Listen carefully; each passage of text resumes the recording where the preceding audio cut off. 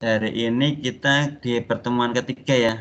Kita akan diskusi terkait hidrolika perpipaan. Sudah mungkin kalian bisa baca buku saya di PAP sendiri. Dan nanti bisa sharing antar kelas ya. Antar kelas ini dan kelas ini silakan untuk direkam ya, sudah direkam ya. Kita akan diskusi terkait apa sih hidrolika perpipaan gitu ya di penyaluran air buangan.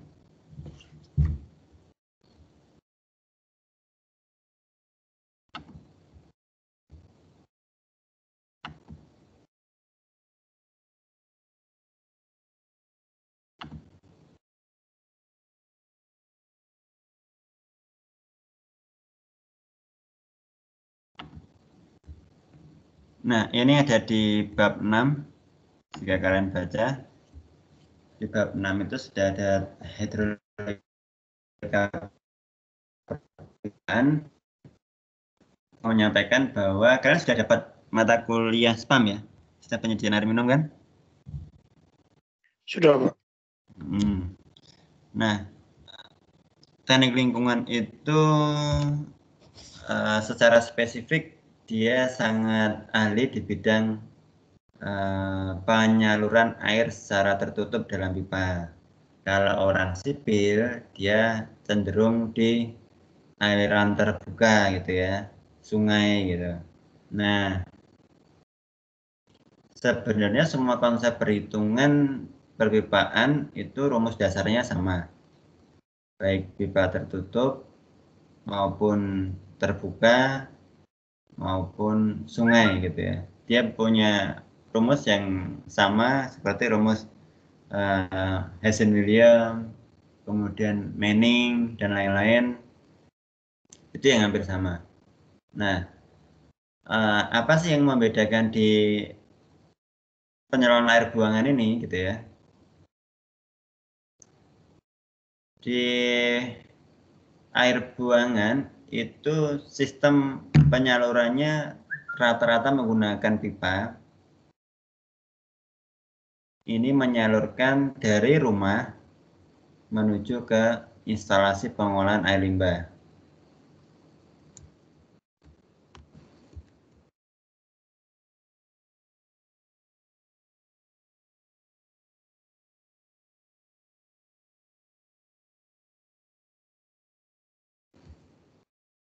Nah, dia menyalurkan air limbah dari rumah tangga menuju pusat pengolahan air limbah, dan itu terbalik dengan SPAM ya. Kalau SPAM dia memiliki penyaluran dari instalasi pengolahan ke rumah. Nah, perbedaannya apa gitu ya? Yaitu pertama gini, kalau air minum itu dia menyalurkan air dengan tekanan tertentu dan kualitas yang harus baik. Air minum, kita mendapatkan air minum itu harus bisa masuk ke dalam keran, kemudian bisa keluar, tekanannya baik, kualitasnya baik. Maka dia memiliki karakteristik kriteria yang cukup ketat gitu ya. Artinya pipa di sana harus berupa pipa bertekanan. Jadi pipa yang digunakan adalah pipa yang di dalamnya memiliki air bertekanan. Berbeda dengan air buangan ya. Kalau air buangan, yang penting di sini adalah bagaimana menyalurkan air dari rumah ke pengolahan air limbah.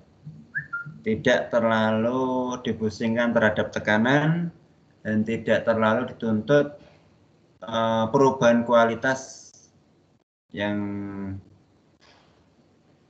signifikan gitu ya. Artinya dia boleh waktunya travelnya lama, tekanannya rendah, yang penting ngalir aja gitu. Maka konsep bisnis yang cocok dengan penyaluran air buangan adalah dia harus low price gitu. Dia harus operasionalnya biayanya rendah. Nah, ini yang saya tekankan ya. Sehingga di situ ada pola yang berbeda, maka untuk menurunkan biaya tersebut, rata-rata penyaluran air buangan menggunakan sistem perpipaan tidak tertekan. Sistem perpipaan tidak tertekan maksudnya adalah penyalurannya menggunakan perpipaan, tetap perpipaan salurannya, tapi dia, nah ini ada sebagian di sini ya.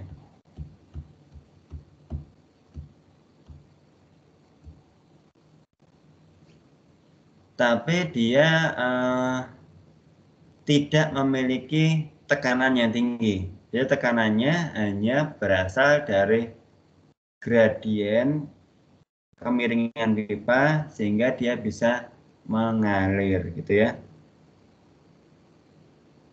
Ingat, di sini yang penting adalah suatu perbedaan tinggi berpipa gitu ya, dia akan mengalir. Artinya walaupun di dalam pipa, tapi prinsipnya dia sama dengan open channel atau sungai.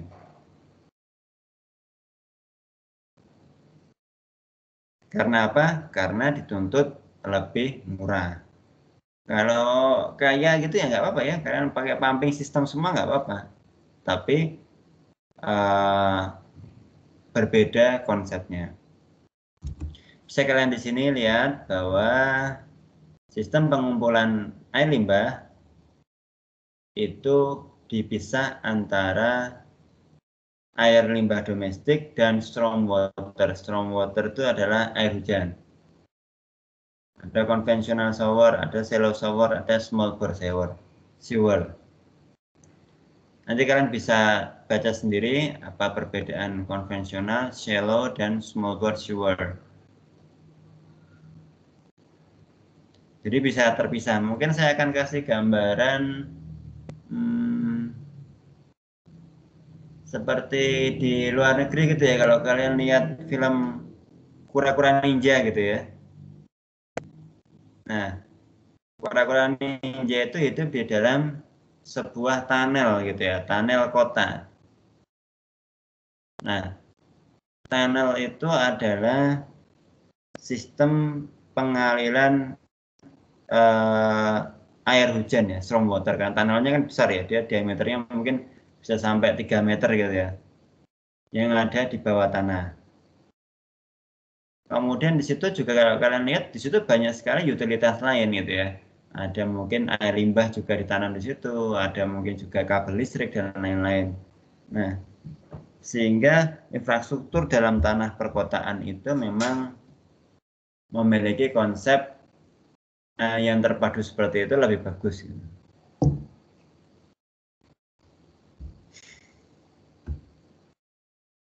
Oke ya. Jadi di bab 3 ini kalian bisa melihat bahwa sistem pengolahan air limbah itu bisa dilakukan secara on-site, bisa juga dilakukan secara off-site. On-site itu berarti langsung diolah di tempat, yaitu menggunakan septic tank dan lain-lain. Sedangkan off-site ini dari beberapa rumah dikumpulkan menjadi satu pengolahan yang lebih besar. Nah, seperti yang saya sampaikan di pertama kuliah, bahwa sistem offset ini akan cocok di daerah perkotaan, di mana limbah domestik itu memberikan tekanan terhadap kualitas lingkungan. Karena kepadatan penduduk, septic tank itu sebenarnya tidak bisa mengolah air buangan dengan baik. dan septic tank itu hanya untuk limbah black water ya. Sedangkan grey water dia masih terbuang secara direct ke lingkungan. Nah, maka perlu grey dan black water itu digabung kemudian diolah masuk ke dalam suatu pengolahan terpadu. Nah, di kota besar itu akan menjadi menguntungkan. Kalau kalian KKL bisa nanti melihat ke Singapura gitu ya. Itu bagus lah. Pengolahan air limbahnya terpusat, bahkan air limbahnya diolah kembali menjadi air minum. Jadi air buangannya diolah kembali menjadi air minum. Karena mereka sangat concern terhadap ketersediaan air.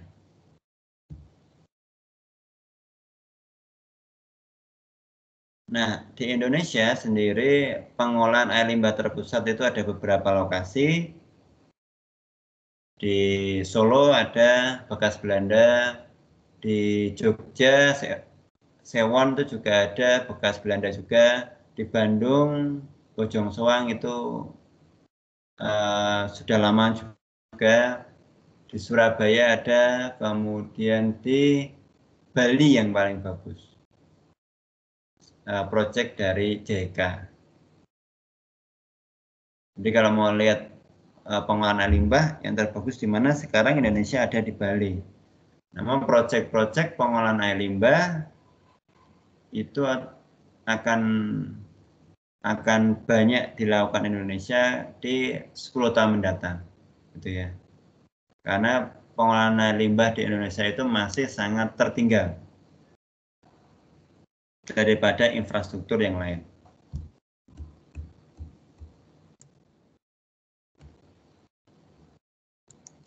Nah, di bab 3 ini kan bisa melihat, membaca apa sih konvensional sewer ini. Silakan baca sendiri. Real dangkal sewer ini, small bore sewer ini gitu ya. Kalian bisa baca dan cari alternatif lainnya, membaca itu.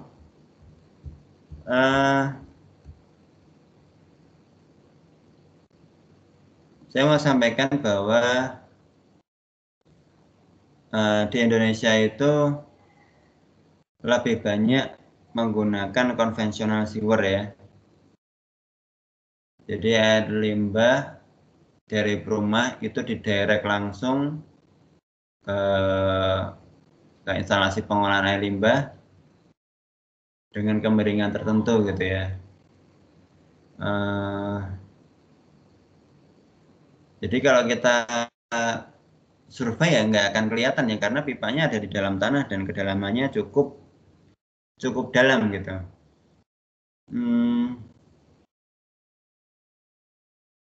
Konvensional sewer ini dia langsung menggabungkan antara grey water dan black water masuk ke dalam satu sistem dan diolah gitu. Konvensional artinya secara umum bahwa dia mengalir lebih dikarenakan oleh gravitasi, kemudian pada jam puncak dia akan terdorong.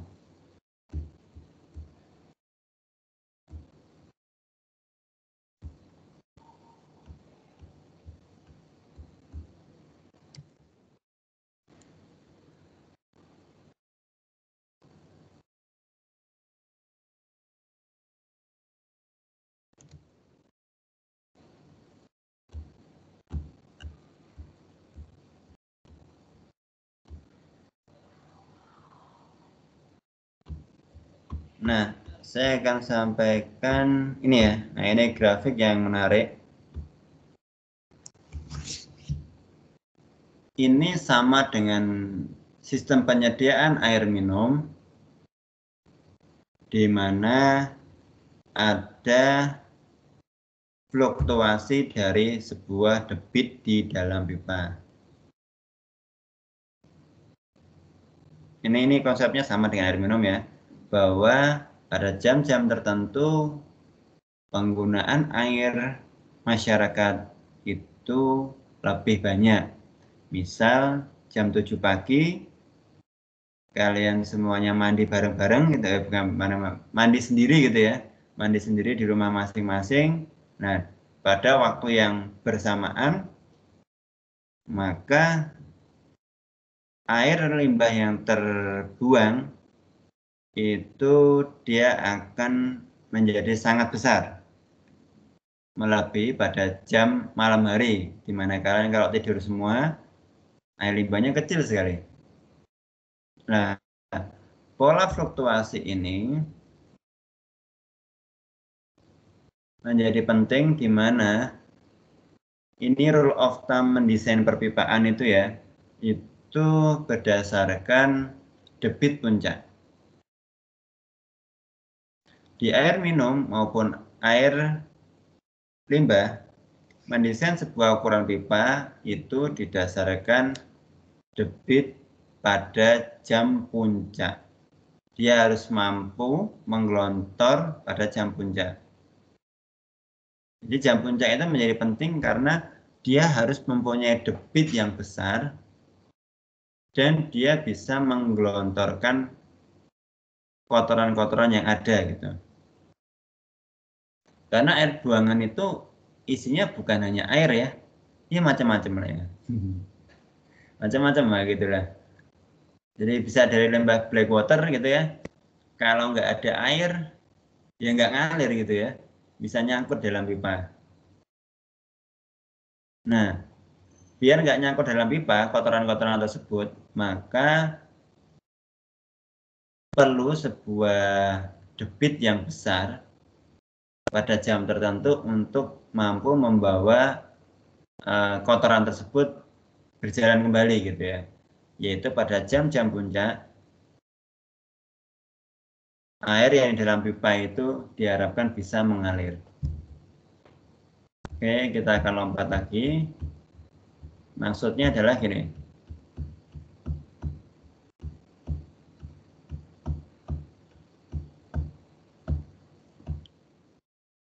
Oke, kelihatan ya, ini adalah sebuah pipa ya. Tes, halo? Masih menyimak?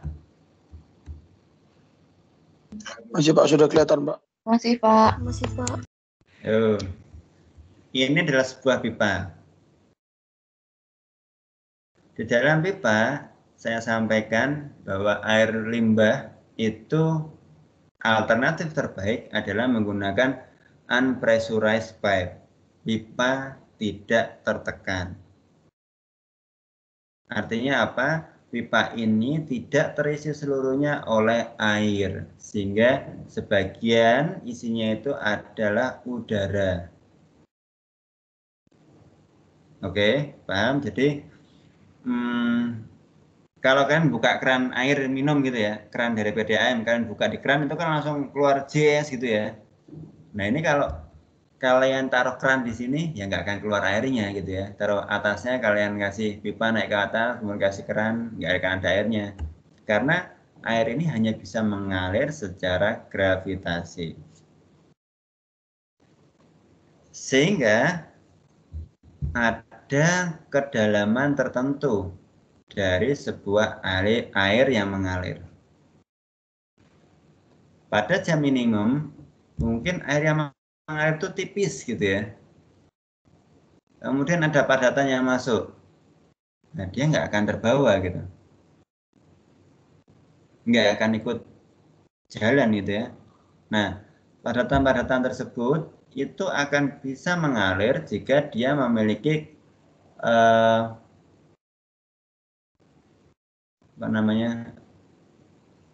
memiliki debit air yang cukup dalam dan tinggi gitu ya. Sehingga kotoran-kotoran tadi bisa tersapu gitu, terbawa arus menuju pengolahan terpusat. Nah, debit yang tinggi itu terjadi pada saat jam puncak, pagi hari atau sore hari, atau terjadi dengan cara manual, yaitu menggunakan penggelontoran dari sungai. Ini mungkin. Jadi membuka keran sungai, digelontor, kemudian pipanya menjadi lebih lancar salurannya. Itu alternatif yang bisa dilakukan. Nah, maka dalam mendesain sebuah pipa, air limbah ini yang menjadi penting adalah ukurannya tidak boleh terlalu besar gitu ya. Ternyata nggak ada pelanggannya kecil gitu ya. Ya nggak akan ngalir nanti ya.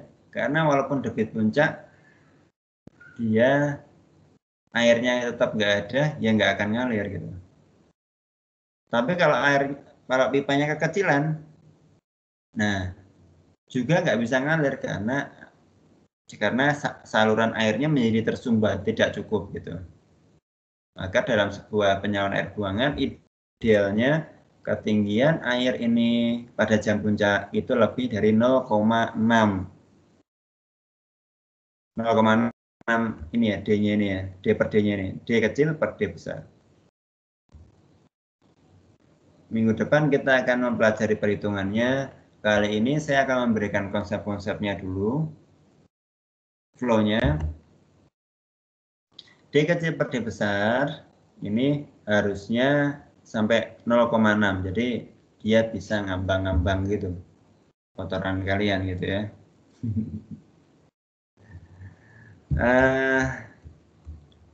Itu mungkin ada yang mau ditanyakan sampai sini, silakan.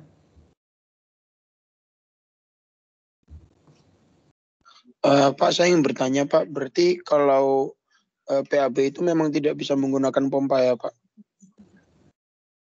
Di sini tadi saya sampaikan baik lagi bahwa PAB tidak ada tuntutan terkait tekanan. Kedua, tidak ada tuntutan terhadap quality. Sehingga alternatif yang dicari adalah dia harus low price, murah dalam operasional. Mungkin investasinya mungkin lebih mahal ya, karena dia harus menggali lebih dalam. Tapi operasional itu kita akan kurangi dengan cara sebagian besar gravitasi. Nah, pompa itu ada gitu ya. Pompa itu digunakan hanya untuk menaikkan level air. Jadi dia tidak memiliki head yang sangat tinggi. Contoh nih misalnya nih, ada oke, saya akan bukakan contohnya aja.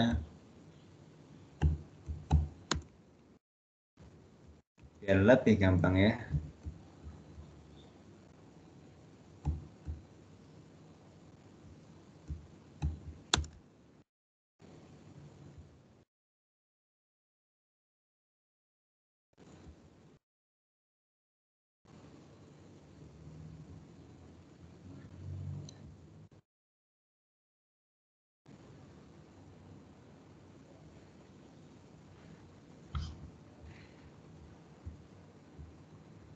Sehingga dia lebih memilih secara gravitasi, kemudian semakin tinggi dan nanti dia akan dipompa. Oke, sudah kelihatan ya? Saya menunjukkan sebuah gambar ya. Sudah, Pak. Nah, ini nanti kalian akan membuat seperti ini nih contohnya nih. Ini adalah saluran PAB, saluran air buangan, ada di kanan kiri jalan. Ada dua line ya. Arahnya adalah dari line 11 ke sana, ini ke sebelah kiri saya. Begitu juga sebaliknya. Nah, di sini kalian bisa membayangkan pipa dari awal itu dia akan miring slope 0,3%. Ukuran pipa 200. Oke. Pipa ini miring artinya dia memberikan kesempatan bagi air untuk mengalir secara gravitasi. Jadi di sini ada manhole setiap beberapa ratus meter. Kalau di sini setiap 50 meter ada manhole. Kemudian dia akan mengalir secara gravitasi. Di sini pompanya di mana? Nah, ini nggak ada pompa ya. Oke, kita lihat. Pompanya ada di mana? Wah, nggak ada pompa di sini. Oke, saya jelaskan aja. Jadi pompa itu nanti akan ada pada posisi gini.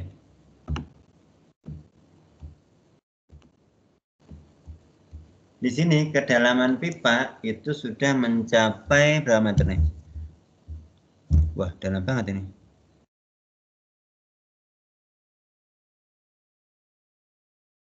Kok dalam banget ini? Distance sewerek level on top.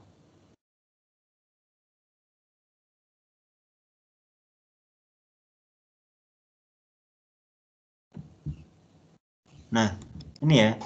Ini dia ketinggian tanah itu ada di 3 meter. Sedangkan kedalaman pipa ada di minus 3 meter. So, artinya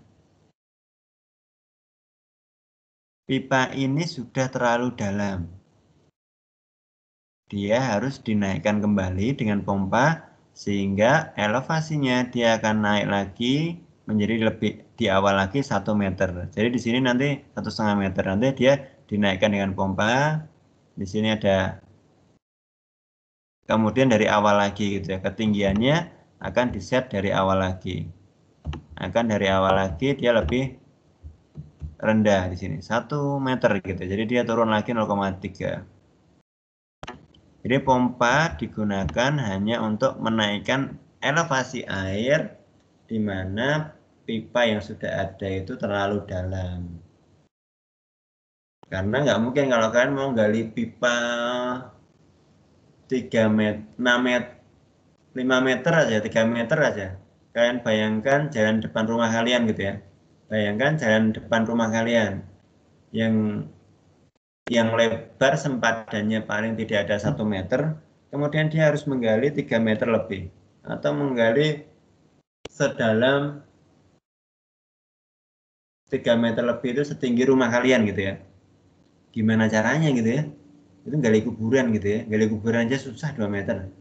Apalagi gali pipa sedalam ini. Belum lagi nanti maintenance dan lain-lainnya susah.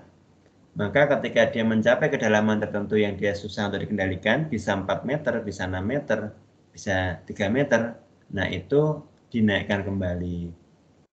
Maka saya sampaikan tugas besar kalian itu harus di daerah yang memang rata-rata relatif datar. Kalau bentuknya nggak datar nanti akan repot. Oke, bagus pertanyaannya. Ada yang ditanyakan lagi?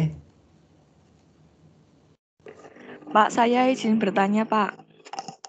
Ya, sini. Dalam penyaluran air buangan tadi kan tidak dituntut tekanan.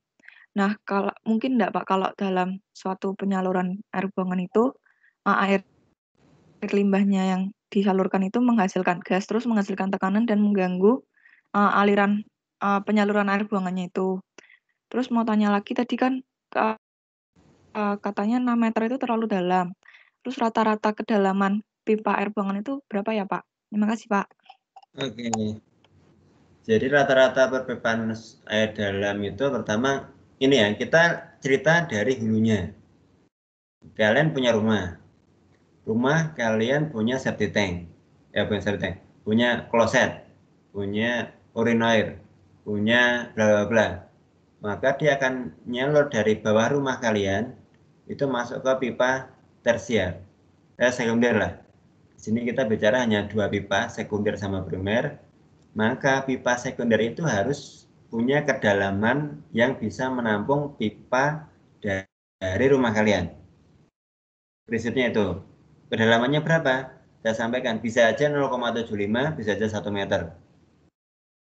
Kalau rumah kalian dekat dengan jalan, apalagi tipe kecil gitu ya, berarti tinggal nyambung aja, berarti 0,75 mungkin nyampe mungkin.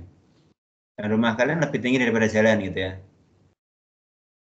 Nah, masalahnya kalau memang rumahnya itu besar, luas sebelakang, maka pipanya itu akan bisa startnya lebih dalam. Kalau kemarin saya desain, startnya itu bisa lebih dari 1 meter, 1,5 meter. Kalau di kawasan industri kemarin saya pakai 1,5 meter karena memang tenan itu besar ya, sampai pelanggan itu luas gitu belakangnya, panjang gitu untuk menuju ke pipa sekundernya. Nah, maka kalau dari rumah biasa start dari 75 sampai 1 meter ya good choice lah. Kemudian dia kan miring gitu ya, saya ke bawah. Pertanyaannya adalah tadi sampai ke berapa kedalamannya gitu ya. Nah, ini tergantung kriteria desain yang kalian buat. Ada yang menyampaikan, wah saya mau pakai sampai 6 meter lah. Wah gitu ya, mengerikan sekali 6 meter. Ada yang 4 meter, ada yang 3 meter. Tapi sedangkal mungkin itu menjadi lebih baik. Karena pipanya miring gitu ya. Sedangkal mungkin pipa itu lebih mudah di maintenance, lebih mudah diperbaiki. Kalau ada kerusakan, karena nanti kalau kalian masuk manhole gitu ya, itu kan perbaikannya masuk manhole. Bayangkan aja kalau manhole-nya udah sedalam 3 meter, padahal manhole itu ukurannya paling cuman maybe 60 cm lah, atau 80 gitu, 60 atau 80. Masuk ke void yang sempit, nah itu berbahaya. Apalagi tadi betul ada gas gitu ya, buang gas gitu kalian. Maksudnya gas dari kotoran itu ya. Gas dari kotoran itu juga perlu dirilis. Makanya manhole itu nggak semuanya tertutup. Sebenarnya dia ada lubang ventilasinya. Sehingga memang tidak boleh ditutup dan dia akan terus mengalir gitu. Ada beberapa titik yang memang dia terbuka. Karena memang benar bisa menimbulkan gas dan bisa menyebabkan blocking. Oke, bagus. Sudah berpikir sampai situ. Ada lagi yang ditanyakan?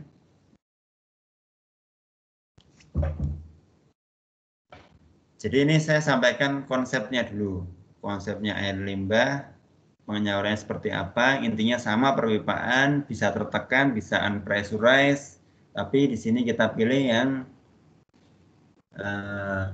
low price gitu aja. Ya kan? Ada yang tanya? Pak izin bertanya Pak, jadi kan begini Pak, kan ada daerah yang dia ternyata ada naik turunnya seperti dari Akpol ke arah Undip itu kan dia ada apa namanya itu ada jalur yang turunnya Pak, lalu naik lagi Pak. Semisal medannya seperti itu, lebih baik kita berarti lebih baik kita tanam pipanya lebih dalam atau bagaimana ya Pak? Nah, sebenarnya kontur itu akan menjadi benefit buat kita, keuntungan. Karena apa? Pengaliran kemiringannya itu akan mengikuti kontur sebenarnya gitu. Nah, masalahnya kalau konturnya nggak seragam, ada yang naik, ada yang turun, nah itu yang pusing di situ. Sebenarnya kalau konturnya turun gitu ya pipanya mengikuti kemiringan itu, artinya pipanya nggak akan dalam karena dia mengikuti kemiringan itu dan dihitung nanti dalam perhitungan hidrolika dia kemiringannya sih 1%, artinya kita ngikuti kemiringan itu bagus. Semakin miring pipa itu semakin bagus gitu ya. Kalau memang konturnya miring, tapi kalau konturnya nggak miring, kalian terlalu miring, curam, nah itu nanti terlalu dalam masang pipanya. Sehingga pemasangan pipa air buangan itu akan seframe dengan drainase sebenarnya. Makanya saya sampaikan tugas besar drainase yang PAB itu bisa dikombin karena perhitungannya sama. Miring, harus miring-miring gitu. Nah, miringnya kemana? Mengikuti kontur.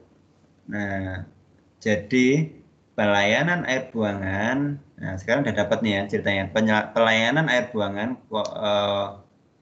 catchment areanya air buangan itu akan identik sama dengan catchment area drainase. Akan identik sama. Karena apa? Karena menghindari pompa. Jadi dia akan mengalir ke daerah yang paling rendah, kemudian daerah paling rendah itu dikumpulkan semuanya dari catchment area tersebut dan diolah di tempat tersebut. Nah, itu ya sekarang yang yang perlu kalian cari. Jadi naik turun nggak masalah, tapi kita bisa membuat catchment areanya seperti apa. Kalau ada turun panjang naik dikit, turun panjang naik dikit, nah kalian hitung aja naiknya itu seberapa, kemudian kalian bisa buat bypass pipa atau elaborasi dipompa sedikit gitu, nggak apa-apa. Maka saya sampaikan kalau daerahnya terlalu curam nih, misal kayak Gunung Pati naik turun, nah itu sistemnya akan menjadi sistem MCK komunal gitu. IPAL komunal 1 RT itu dikumpulkan itu bisa.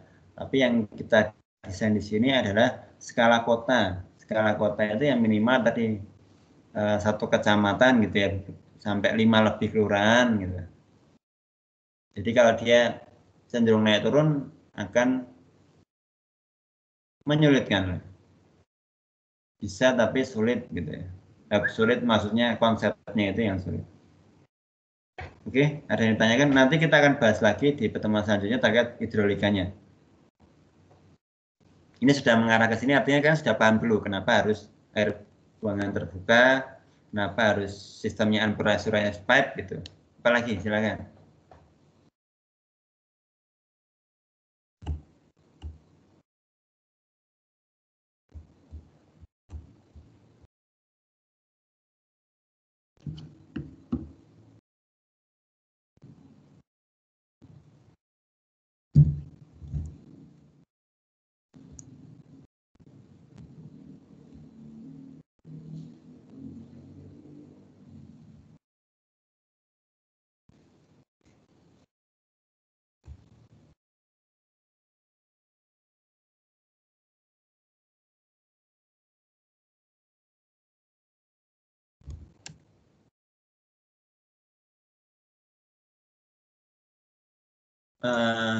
Oke. Berarti kalian bisa membaca bab dari buku ajar saya, yaitu di bab 3, 4, dan 5 ya, sudah mulai ke situ.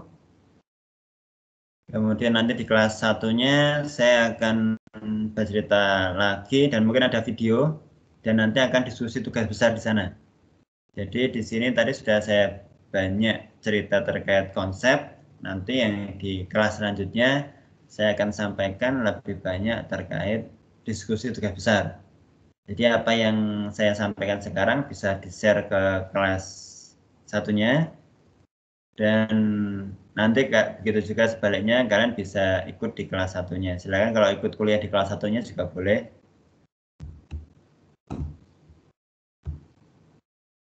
Sehingga lebih efisien kelasnya. Begitu, ada yang ditanyakan lagi?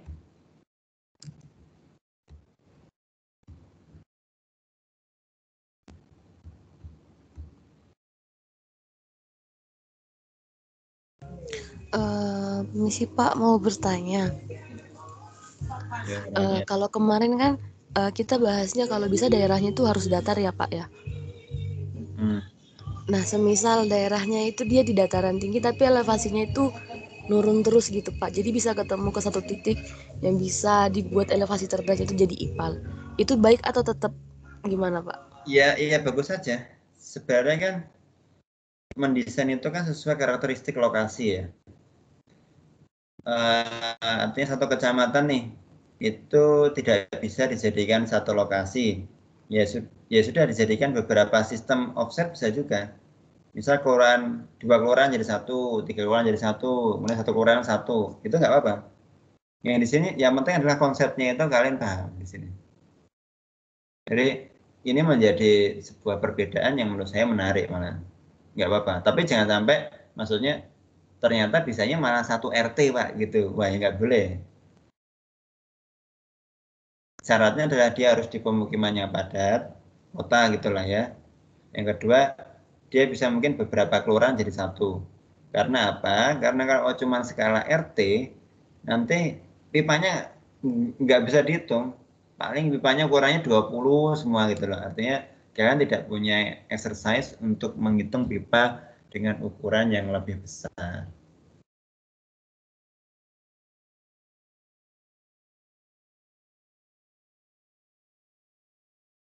Oke, ada lagi?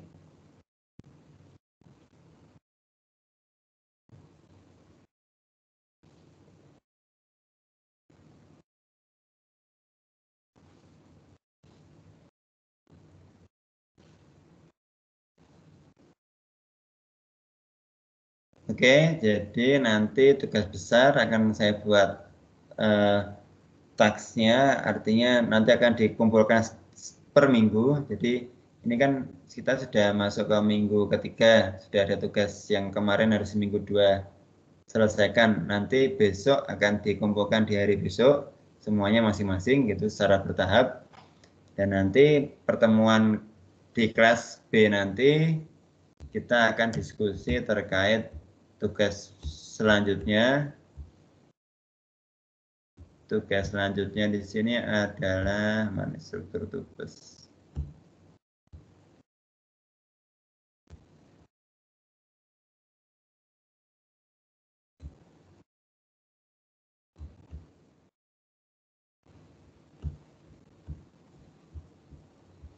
Jadi kemarin sudah sampai pertemuan kedua ini sudah oke.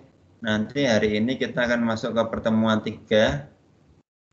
Saya akan jelaskan di kelas 1-nya.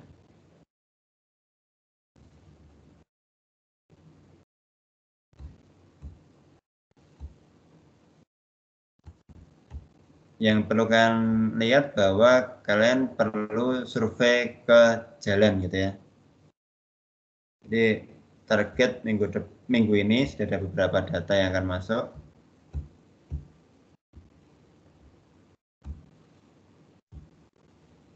Seperti itu.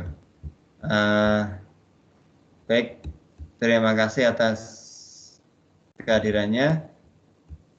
Silakan untuk lanjut terus belajar gitu ya. Kita akan sambung di kelas selanjutnya. Karena setelah ini kan saya ada kegiatan audit K3 laboratorium yang kemarin ternyata ada mahasiswa Tekim yang meninggal gitu ya karena kegiatan di lab. Jadi harapannya kalian juga bisa berhati-hati dalam melakukan kegiatan di kampus. Ternyata fatality-nya juga tinggi gitu ya, tiap tahun tuh pada yang meninggal gara-gara kegiatan akademik gitu ya. Untuk itu semoga tetap diberikan keselamatan kepada kita. Wassalamualaikum warahmatullahi wabarakatuh. Waalaikumsalam warahmatullahi wabarakatuh. Terima kasih Pak. Waalaikumsalam Pak. Terima kasih Pak.